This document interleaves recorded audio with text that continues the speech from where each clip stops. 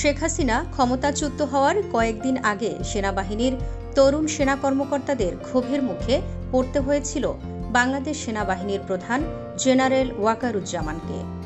ভারতীয় সাময়িকী দ্য উইকে শনিবার প্রকাশিত এক প্রতিবেদনে এমনটাই বলা হয়। এতে বলা হয়, ২ আগস্ট এক বৈঠকে তরুণ সেনা কর্মকর্তারা দেশের পরিস্থিতি নিয়ে ক্ষোভ প্রকাশ করেন। প্রতিবেদনের বৈঠকের সঙ্গে একটি সংশ্লিষ্ট সূত্রের বরাত দিয়েছে দ্য উইক। দ্য উইকের প্রতিবেদনে বলা হয়, সেদিন কঠিন পরিস্থিতির মুখোমুখি হতে হয় সেনাপ্রধান ওয়াকারুজ্জামানকে। ওই সময় পরিস্থিতি নিয়ন্ত্রণে আনতে মাঠে সামরিক বাহিনীও ছিল।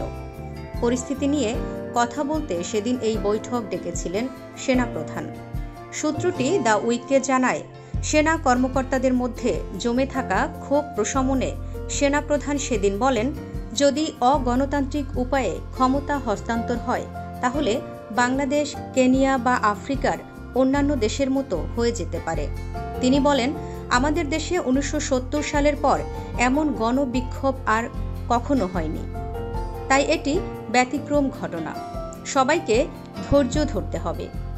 তবে এর আগেই সেনাবাহিনীর ভেতরে অনেক কিছু ঘটে গেছে। আর ২ আগস্টের বৈঠকও শেষ হয়েছে তরুণ সেনা কর্মকর্তাদের ক্ষোভের মধ্যে দিয়ে। দ্য উইক বলছে, এর জেরে শেষমেশ শেখ হাসিনাকে ক্ষমতা থেকে সরানোর সিদ্ধান্ত নিতে হয় তাকে। ৩ দিন পর প্রধানমন্ত্রীর পদ ছেড়ে দেশ ত্যাগে বাধ্য হন শেখ হাসিনা। শেখ হাসিনার সঙ্গে সেনা প্রধানের আত্মীয়তার সম্পর্কটিও উল্লেখ করা হয় দ্য উইকের প্রতিবেদনে। এতে বলা হয়, শেখ হাসিনা তাকে নিয়োগ দেওয়ায় এবং আত্মীয়তা থাকায় তিনি এ ব্যাপারে বেশ অস্বস্তিকর পরিস্থিতিতে পড়েন। স্বাভাবিক অবস্থা ফিরিয়ে আনতে সেনা মোতায়েনকে যৌক্তিক হিসেবে তুলে ধরতে চেয়েছিলেন সেনাপ্রধান। তিনি বলেছিলেন, বাংলাদেশ সেনাবাহিনী ভালোভাবে দায়িত্ব পালন করেছে।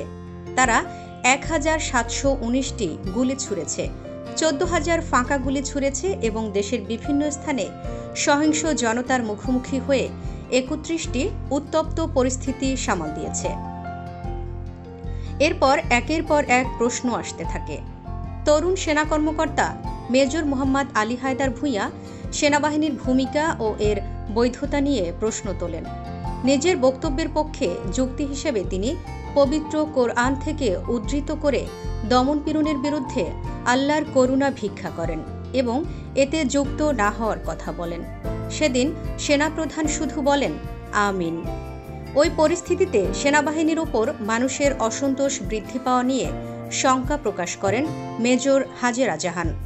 ওই সময় তিনি শিশুদের প্রাণহানি ও এর ন্যায্য বিচার হওয়ার ওপর গুরুত্ব দিলে তাতে একমত হন সেনাবাহিনীর প্রধান general Waker-uz-Zaman. Rapid action battalion ও বর্ডার গার্ড বাংলাদেশের কয়েকজন কর্মকর্তার কর্মকাণ্ড গ্রহণযোগ্য নয় বলে উল্লেখ করেন আরেক কর্মকর্তা। ওই সময় সেনাপ্রধান বলেন, পরিস্থিতি স্বাভাবিক হলে এগুলো দেখা হবে।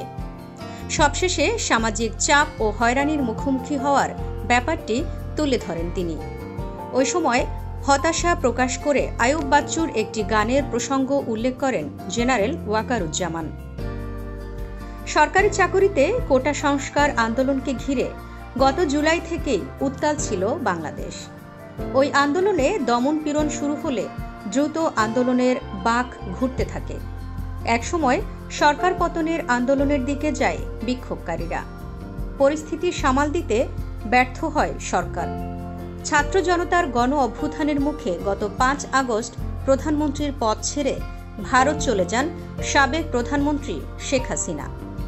বিভিন্ন সংবাদ মাধ্যমে প্রকাশিত প্রতিবেদন থেকে জানা যায়, বর্তমানে ভারতে রয়েছেন শেখ হাসিনা। তার ছেলে সজীব ওয়াজেদ জয় হাসিনার রাজনীতিতে ফেরার বার্তা দিয়েছেন।